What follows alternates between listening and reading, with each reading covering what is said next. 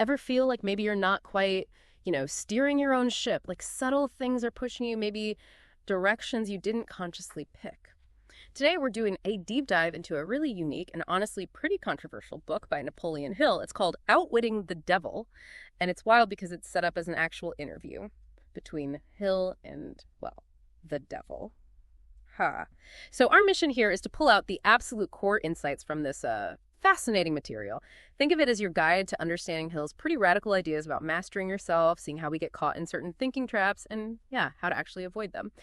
Get ready for some maybe surprising stuff. Yeah, the whole premise just grabs you, doesn't it? Hill's devil isn't like the typical red guy with a pitchfork. No, it's more of a metaphor, really. Yeah. A powerful one for all those negative forces, those influences that kind of work under the radar, Yeah. in our minds and our environment. And the interview format, it's genius. It lets Hill basically lay out straight from this devil's mouth how these forces work and, importantly, how we can beat them. It's really about understanding the enemy within, as Hill saw it. Okay, so given that really provocative idea, who is this devil that Napoleon Hill is supposedly talking to? What's he like, according to the book? Well, the devil himself says he's not a physical being. He calls himself negative energy. He says he lives in the minds of people who fear me. Yeah. And he makes this huge claim, right, that he occupies 1/2 of every atom of physical matter and every unit of mental and physical energy. He basically declares himself the negative portion of the atom. Yeah, saying that without him, the negative side, there'd be no physical world, no stars, nothing. Because he's the necessary balance to what he calls my opposition, which, we probably call God.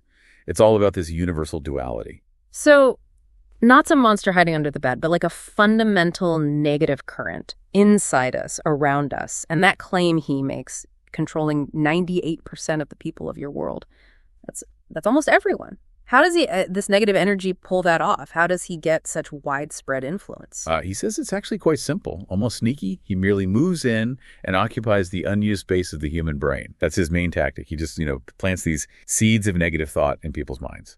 And where people aren't actively thinking for themselves, that's where he thrives, where he takes over that mental space. Unused brain space. And he uses our basic fears, right? Fear of poverty, fear of criticism, bad health, losing love, getting old, death. He says poverty and death are his big guns, his most effective tools. He plants these fears so cleverly that people think, oh, this is just my own worry. But he claims he put it there. Okay, if he's controlling almost everyone, he must have like a main strategy, a go-to weapon.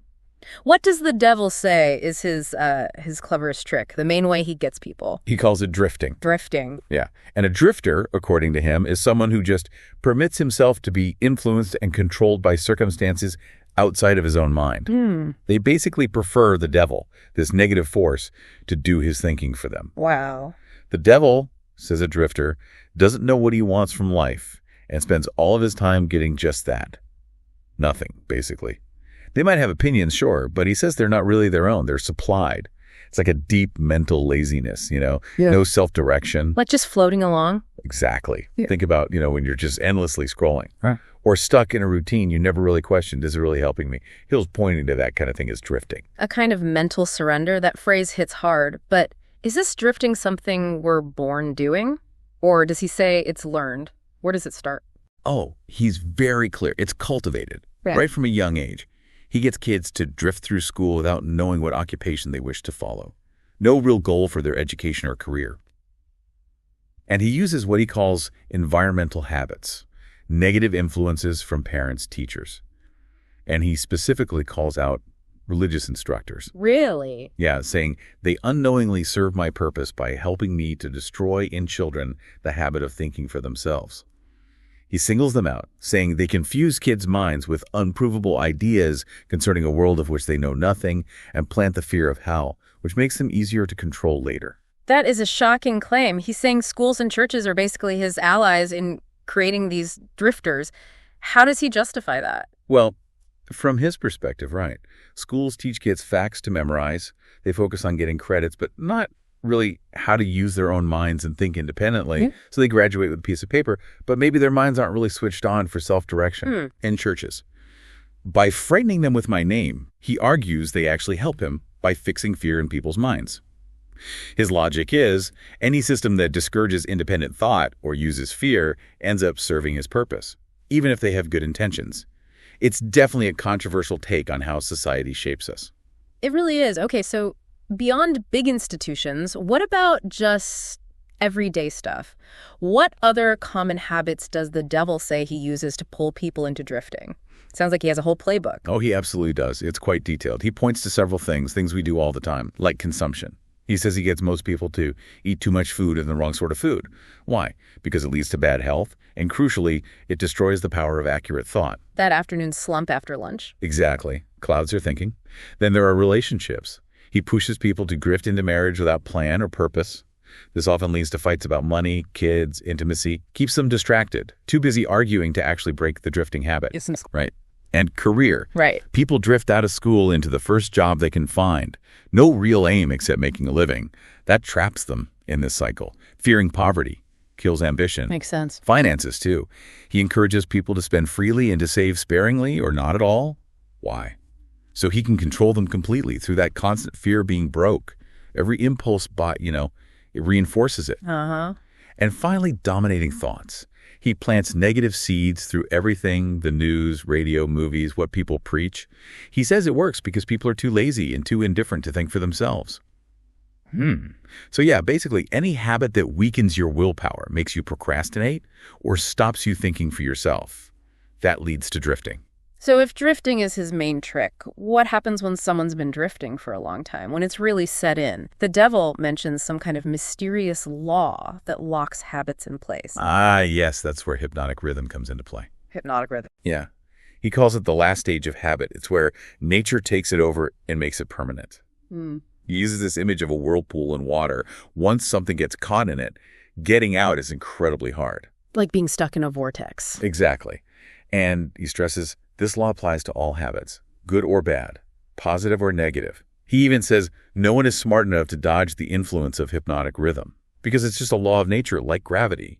It makes your dominant thought patterns permanent over time. It's a powerful, self-reinforcing cycle. So it's not just about, having a bad habit. It's about that habit becoming so deeply ingrained it feels almost automatic, almost impossible to fight against. That really explains why breaking out of a rut feels like swimming upstream. So if you keep thinking negative thoughts, hypnotic rhythm digs that groove deeper and deeper, makes them permanent. But does it work the other way, too? If you consistently think positive thoughts, does it make those permanent? That seems huge for, taking control. Exactly right. That's the crucial flip side. He says, nature makes it so by fixing permanently the thought habits of all who accept poverty as an unavoidable circumstance. But he also says, nature will also fix permanently positive thoughts of opulence and prosperity. It's very similar to what Emerson called the law of compensation.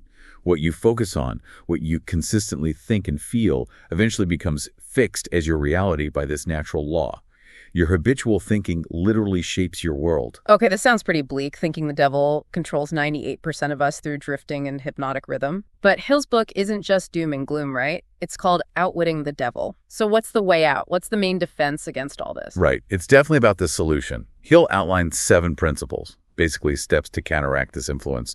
And the devil himself kind of reluctantly admits that protection against drifting lies within easy reach of every human being who has a normal body and a sound mind. So let's touch on the big ones. First, and this is absolutely key, is definiteness of purpose. The antidote to drifting. Precisely. It means you decide definitely what you want from life. Right. Then create a plan for attaining it and be willing to sacrifice everything else if necessary rather than accept a permanent defeat. Having that clear, unwavering goal, the devil says, closes the door of one's mind so tightly against me that I cannot break through.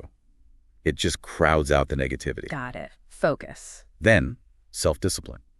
He suggests starting by mastering the 3 appetites responsible for most of one's lack of self-discipline: food, sex, and loosely organized opinions. Interestingly, he talks about controlling sex energy, not suppressing it, but redirecting it, transmuting it into fuel for creative activities. Says it's a big part of leadership. And about opinions, he basically says, stop spouting off uninvited ones. It's just ego and stops you from actually listening and learning. Okay. Control impulses, channel energy. What else? Learning from adversity. This one's huge. The devil actually admits that every adversity brings with it the seed of an equivalent advantage. So failure isn't the end. Not at all. He says failure is man-made, just a state of mind. If you don't accept it as permanent, failure can actually break that negative hypnotic rhythm. It can force you onto a new, potentially better path. Turn setbacks into setups. You got it. And finally, environmental influence. Super important. You have to consciously select one's close associates with great care. Surround yourself with people who have positive, friendly, and harmonious dominant thoughts.